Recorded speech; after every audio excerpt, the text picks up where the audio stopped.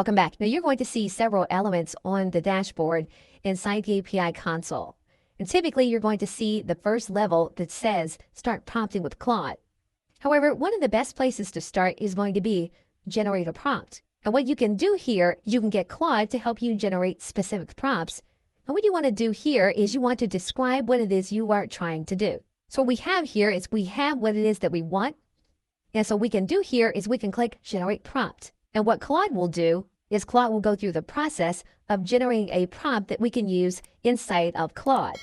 And basically, one of the things that you'll learn is how to structure prompts.